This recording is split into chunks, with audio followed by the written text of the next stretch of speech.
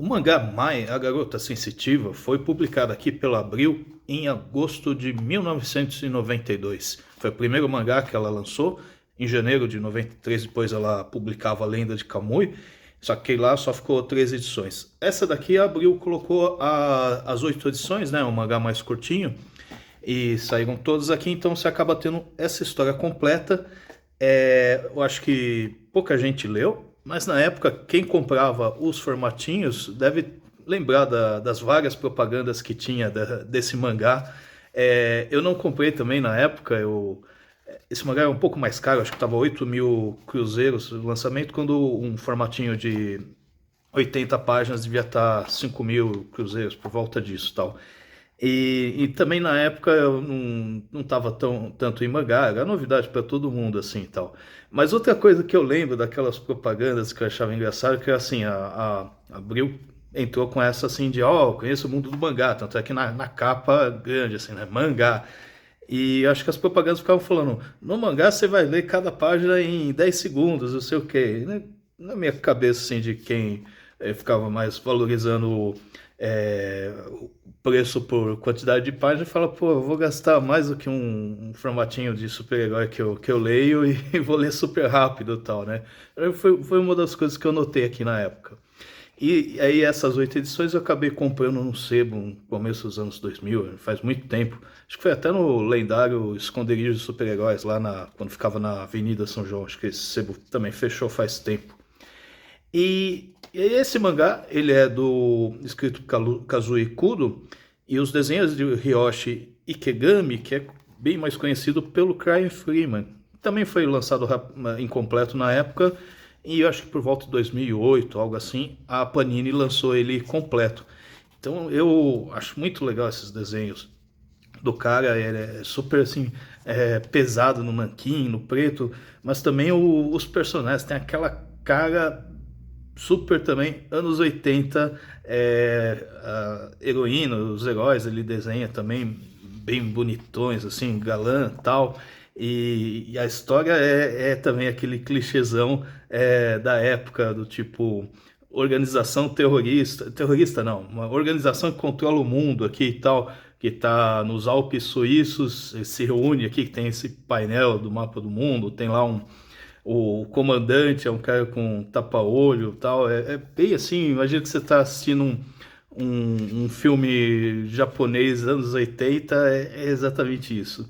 E essa organização que quer controlar o mundo começa a fazer uns testes por aí, porque ela está vendo os jovens que têm poderes psicocinéticos tal.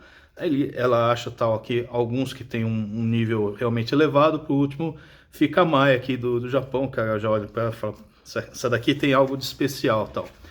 E aqui a Mai, ela herda esses poderes da mãe dela que morreu tal, e é tipo uma herança das mulheres da família dela, que usam esse poder para defender lá um santuário do Japão, coisa assim. Mas aqui ela sabe desses poderes, mas não sabe toda essa história e tá a vida normal dela, assim, de estudante colegial, que ela tem 14 anos, não sei o que, aquela nota que está sendo seguida, usa o poder para dar um jeito de escapar e aquelas coisas assim. Aí o pai dela é o cara que está tomando conta da situação, mas ele sabe de toda essa história e sabe que vai ter uma organização no fim correndo atrás dela. Então ele volta aqui de viagem, tá a menina lá toda feliz que o pai voltou. Ela era bem assim, inocente, do tipo, queria que os meus peitos fossem maiores, coisa assim de comportamento bem de adolescente e tal. Mas aí no decorrer desse mangá ela vai ter que aprender a usar esses poderes para derrotar essa organização, especialmente com os outros caras que poderes psicocinéticos que essa organização vai mandar atrás dela. O pai dela não tem esses poderes, mas ele domina como se fossem essas artes marciais de séculos no passado que parece coisa sobrenatural, mas é como se fosse uma arte mega rápida, assim, que não sei o que, e derrota os caras.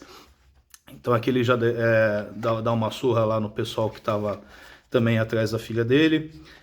Eu acho muito legal os desenhos, assim, principalmente desse aqui, que ele dá aquela cara, assim, né, de figura paterna, que não é um velhinho, é um cara que está no comando e está protegendo a filha, mas ao mesmo tempo a filha é mais poderosa. É uma dinâmica bem legal aqui. E sempre assim, né? Os desenhos dela também, assim, bem feminina. Eu acho toda a estética, assim, desse mangá. E aqui também acontece outra coisa que é... Já tá pra ver, né? Que a página é toda amarelada, não sei o quê. É papel jornal, né? Então, quase todo mangá dessa época mesmo, o cara guardou muito bem embalado, a vácuo, não sei o quê. Talvez mesmo assim, acaba ficando amarelado.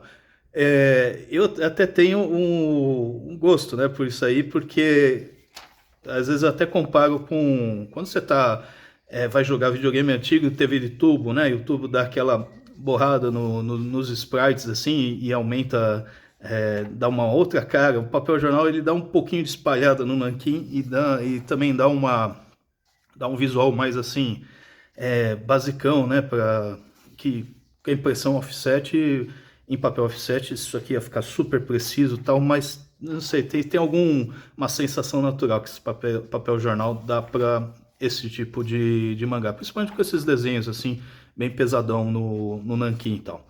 E aqui a organização, esse velho aqui é o cara que representa essa organização lá no Japão, ele vai tentar correr atrás da menina, ele quase derrota o pai, só que daí a mina usa os poderes psicocinéticos dela, e é legal quando usa, tem sempre esses círculos concêntricos, né? Que esse mangá, assim, ele varia o tipo de arte, às vezes super detalhada, às vezes um pouquinho mais simples, e ele usa bastante essas retículas com detalhes, assim, né? Quando vai dar uma textura para os objetos e tal. É outra coisa que eu gosto dessa arte aqui. Então, no fim, o pai e a filha vão acabar fugindo para o santuário, que é onde a mãe dela nasceu e está enterrada. E enquanto isso, esse velhinho ele vai voltar lá para a organização, vai ver que vai precisar de reforço, né? E isso aqui é um ancião lá que ajuda o pai e a filha lá no santuário. Então, esse cara vai libertar lá tipo um monstrengo, assim, um cara muito louco e muito animalesco que vai ser usado para tentar derrotar a menina. E aí no fim dessa edição vai ter lá o gancho, né, de eles tentando fugir dessa, porque vai ter uns monges desses santuários que tentam defender ela, mas esse bichão aqui vai trucidar todo mundo aqui na porrada dele e tal. Aqui soltando o cara lá. Esses splash pages aqui são sensacionais também. E no fim termina com eles tentando fugir por um penhasco lá. E vai ser 8 edições, né? Então é um mangá. Em nenhum momento aqui ficou parecendo enrolado, tal. Super legal de ler. Eu dei uma olhada online. O pessoal tá vendendo em torno de 15, 20 reais por edição.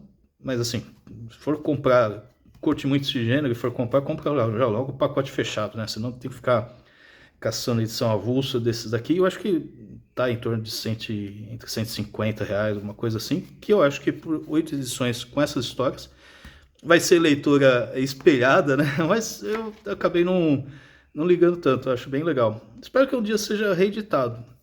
Mas se não for só e gostar muito desse tipo de desenho, história, esses 8 volumes aqui, 150 reais se achar por aí, eu acho bem legal.